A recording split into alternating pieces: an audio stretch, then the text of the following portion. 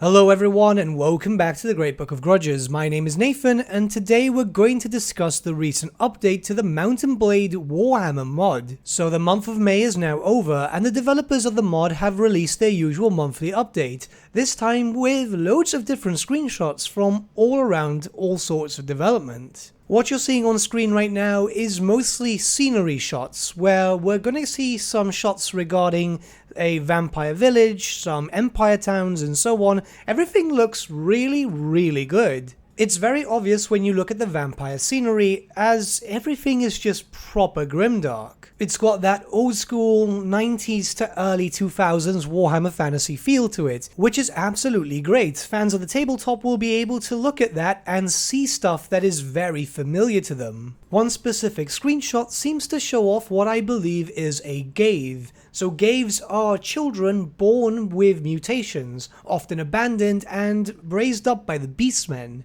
If my assumption is correct, well, that's great attention to detail, and honestly that's pretty awesome. Hopefully that means that they might be working on some Beastmen on the side, because yeah, you know, at least one Warhammer game has to have some Beastmen that are worth something. Jokes aside about Total War and the Beastmen in general, let's look at some more scenery shots, but whilst we do, we're also going to have some in-game recordings too, as the devs have also released some voice acting clips that are going to feature in the Old World mod, which I think is pretty cool.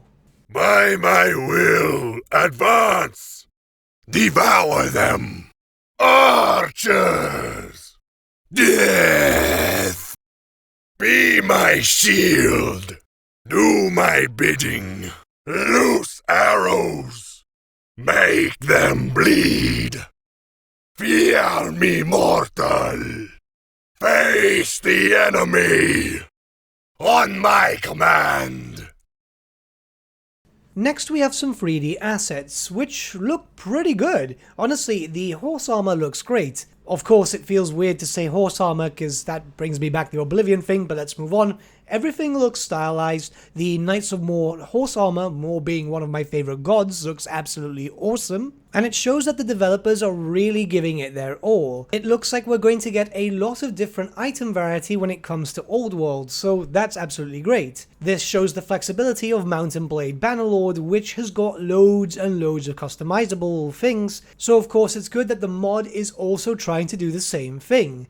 And of course, you know, variety is the spice of life, isn't it? They're also showing off a KHORNE Chaos Warrior, and well, he looks pretty immense, doesn't he? This is clearly showing that the mod team is progressing at a rather favourable pace. I hope that means that we'll be progressing into a closed alpha or very early alpha soon enough. We also get shown VLAD von CARSTEIN, one of the most important vampires of the Warhammer Fantasy universe. They seem to be more inspired by the lore aspect rather than later representations in art in Total War Warhammer, which is just a fancy way of saying, look, he's finally got a nose. But yeah, okay, look, he looks pretty cool, and really everything is very stylized. He looks a little thick in the hips, if you get what I'm saying, but other than that, I mean, the armor is awesome. It kind of reminds me of the miniature quite a bit. Next, we have some concept art for loading screens, and again, the art is just beautiful. The thing about many Warhammer mods for other games is that you can obviously tell there's a lot of passion put into it.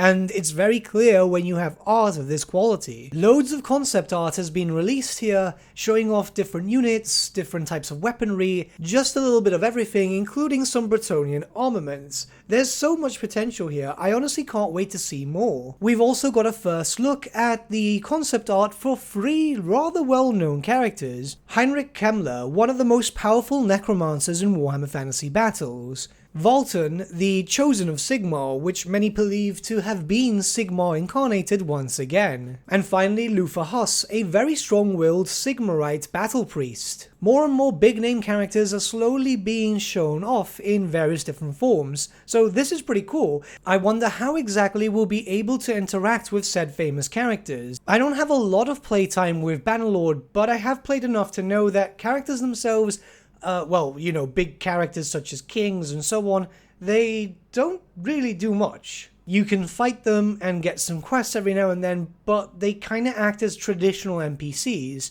Though we do know that the developers for Old World are trying to bring in magic and so on, so I'm assuming that something might be done, like for example leading specific armies, or maybe some special events? We'll have to wait and see, of course. Obviously, it's important not to hype up anything that may or may not be in-game because, well, this is still Bannerlord. There might still be engine limitations which will only allow for certain things to be doable. Also, the lack of special things that a lot of characters do is actually a good thing for Bannerlord. It's more of a roleplay sandbox than anything else. I didn't play the original mod for Warband, if I can be very honest with you, but I'm assuming that it will act very much in the same way. Well, with updated graphics, mechanics, and stuff that they've already hinted at for the future. But I believe I've covered almost everything in regards to the monthly update. These are really good to see, as let's be honest, not even a lot of Warhammer devs do this for official games. So it's very much appreciated to the mod team to be able to see some stuff behind the scenes, see some concept art, you know, some locations that they're working on. All this kinda just keeps the interest up. In the description below, we will have a link directly to their mod DB page, so if you want to see everything for yourself, maybe at a bit more detail than a YouTube video can actually provide, go check it out and show your support. I'm sure that the modders do appreciate it. I want to ask an interesting question here. Many of you are Warhammer fans, hence why you're checking out this video. Do you play Mount and Blade Bannerlord, or are you only interested in this mod specifically? Let me know your thoughts in the comments below, and let's start a bit of a discussion. But with that, my friends, we've come to the end of our video. Thank you so much for watching. If you did enjoy the video, might I suggest giving the video a like, or even subscribing to the channel, as it really does help us out.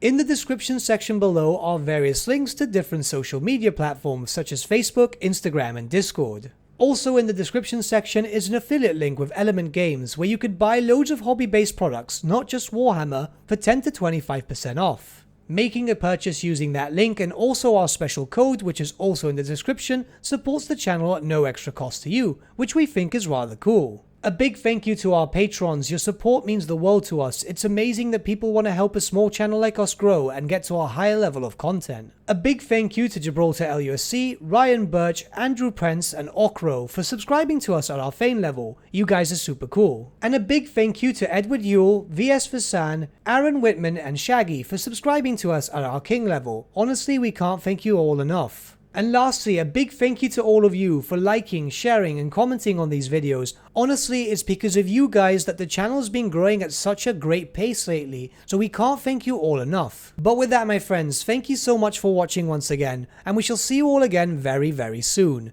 Have a good day.